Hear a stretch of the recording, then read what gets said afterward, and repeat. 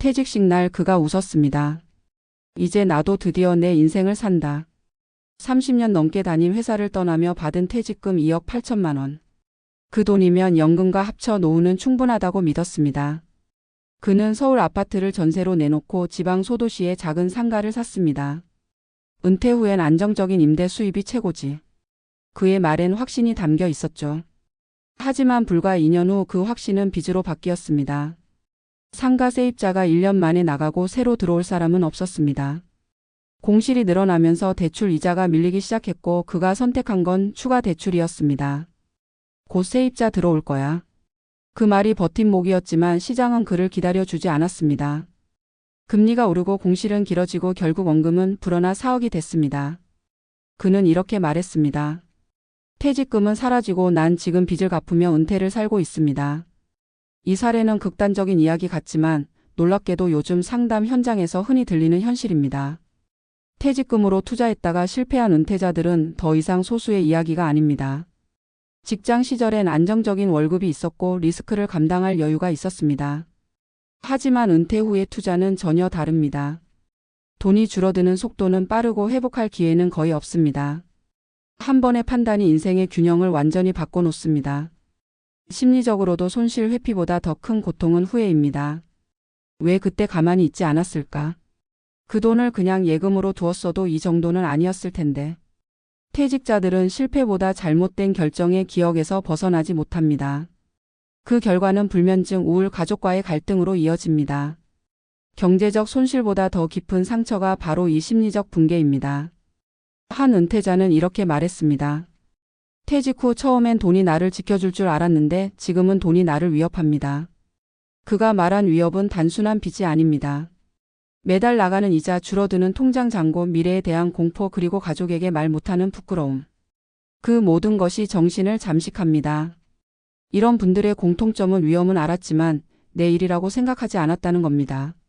그렇다면 왜 이렇게 많은 은퇴자들이 투자 실패라는 같은 함정에 빠질까요? 첫째, 노후 자산의 착각입니다. 퇴직금이나 연금은 자산이 아니라 생활비 재원입니다. 그 돈은 불려야 할 돈이 아니라 천천히 써야 할 돈입니다. 둘째, 정보의 비대칭입니다. 노후 투자 시장은 젊은 세대보다 훨씬 취약합니다. 사업자, 브로커, 지인까지 다양한 형태로 접근하지만 검증은 어렵고 피해는 오롯이 본인 몫입니다. 셋째, 심리적 공백입니다. 퇴직 후 무언가 해야 한다는 불안이 사람을 위험한 결정으로 몰아넣습니다. 이를 잃은 자리는 종종 돈의 욕망으로 채워집니다. 이제 다시 현실을 봐야 합니다.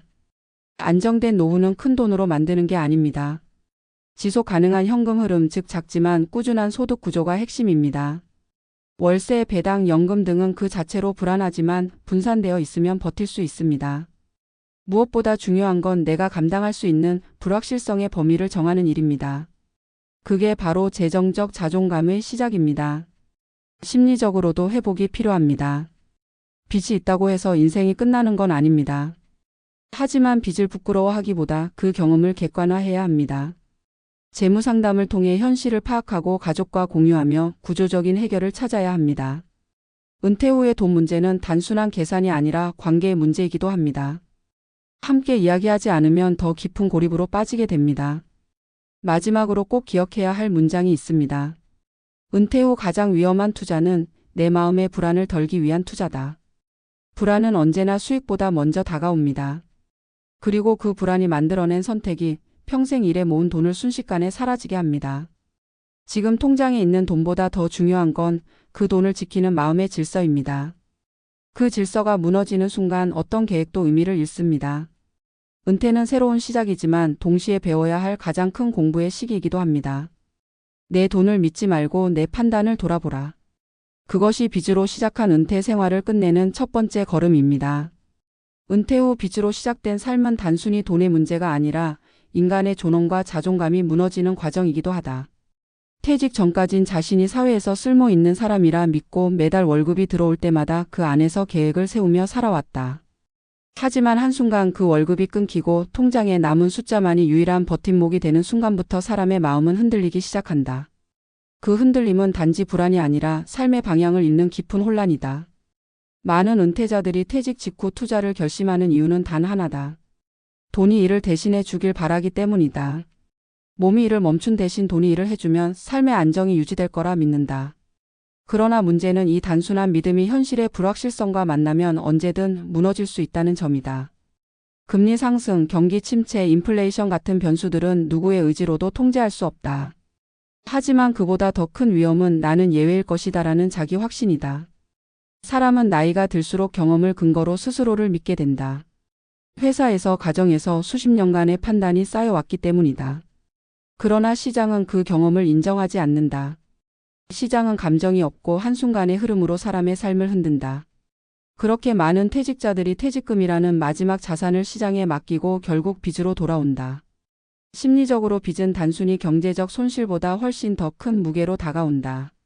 사람은 빚을 질 때 단순히 돈을 잃었다고 느끼지 않는다. 나는 실패했다고 느낀다.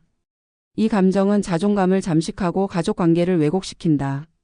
은퇴 후 부부 사이가 틀어지는 가장 흔한 이유 중 하나가 바로 돈의 불신이다. 배우자에게 숨기고 싶은 소비, 말하지 못한 투자 실패, 감당하기 어려운 대출이 서서히 관계를 갈라놓는다.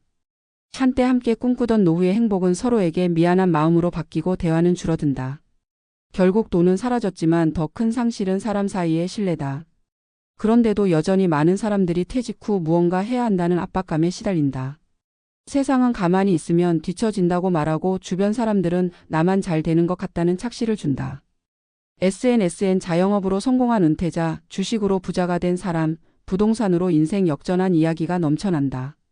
하지만 그 이면엔 실패자의 목소리가 거의 없다. 사람들은 실패를 드러내지 않기 때문이다. 그래서 현실은 왜곡된다. 모두가 성공하는 것처럼 보이고 나만 뒤처진 것처럼 느껴진다. 이런 심리적 압박이 가장 위험한 시그널이다. 안정된 은퇴 생활은 새로운 기회를 잡는 데서 오는 게 아니라 불필요한 위험을 피하는 데서 시작된다. 즉 무엇을 해야 할까보다 무엇을 하지 말아야 할까를 먼저 결정해야 한다. 한 재무 상담사는 이렇게 말했다. 은퇴 후의 돈은 불릴 돈이 아니라 줄여야 할 돈입니다.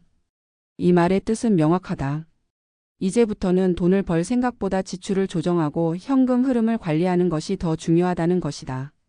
예를 들어 퇴직금 일부를 즉시 투자하기보다 12년치 생활비를 안전하게 확보하는 것이 우선이다.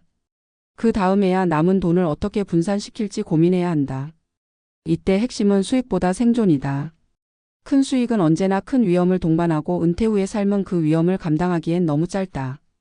실패 후 재기할 시간이 없다는 것, 그것이 청년기와 노년기의 결정적인 차이다. 은퇴 후 빚을 진 사람들의 공통점은 단순하다. 모두 이 정도는 괜찮겠지라는 안일함에서 시작했다. 처음엔 대출의 무게보다 기대가 컸다. 하지만 시간이 흐르며 그 기대는 불안으로 바뀌고 불안은 회피로 이어졌다. 이때 가장 중요한 건 손실을 인정하는 용기다. 손실을 인정하지 않으면 문제는 눈덩이처럼 불어난다. 예를 들어 상가가 공실이 났을 때 바로 임대료를 낮추거나 매각을 검토했더라면 손실은 줄었을 것이다. 하지만 사람은 이 정도면 곧 나아지겠지라고 생각하며 결정을 미룬다. 그 미룸이 결국 파산으로 이어진다. 재정적 실패를 경험한 은퇴자들은 공통적으로 이렇게 고백한다. 빚보다 더 무서운 건 내 마음이었습니다. 이 말은 단순한 자책이 아니다. 빚은 언젠가 갚을 수 있다. 하지만 마음의 균열은 회복이 어렵다. 자신감이 무너지고 가족에게 미안한 감정이 커질수록 사람은 스스로를 고립시킨다. 이 고립이 바로 노년의 가장 큰 적이다. 돈의 문제는 결국 관계의 문제로 발전하고 사회적 단절로 이어진다. 그래서 전문가들은 재정 상담보다 심리 상담을 먼저 권한다. 지금 내 마음이 어디에 있는가를 점검하는 것이 재정 회복의 첫 단계이기 때문이다. 그렇다고 희망이 없는 것은 아니다. 빚으로 시작한 은퇴라도 방향을 바꾸면 충분히 회복할 수 있다. 실제로 재무 상담을 통해 부채 구조를 재조정하고 생활비를 줄이며 소득원을 분산시켜 35년 만에 안정을 되찾은 사례들도 많다. 중요한 건 현실을 직시하고 문제를 감추지 않는 것이다. 빚은 죄가 아니고 실패는 끝이 아니다. 다만 그것을 부끄러워하며 숨길 때 진짜 위기가 시작된다. 이 시기에 필요한 건 용기와 객관성이다.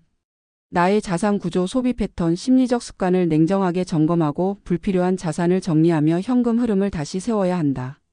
작은 성공의 경험이 쌓이면 무너졌던 자신감도 서서히 돌아온다. 무엇보다 중요한 건 은퇴 후 돈에 대한 철학을 새로 세우는 일이다. 인생의 전반전이 돈을 버는 시기였다면 후반전은 돈을 지키는 시기다. 젊을 땐 공격적인 전략이 필요했지만 지금은 방어가 더 중요하다.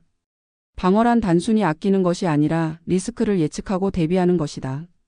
지금 이자를 감당할 수 있는지, 비상금이 충분한지, 가족이 내 재정 상태를 알고 있는지 이런 기본적인 질문부터 시작해야 한다.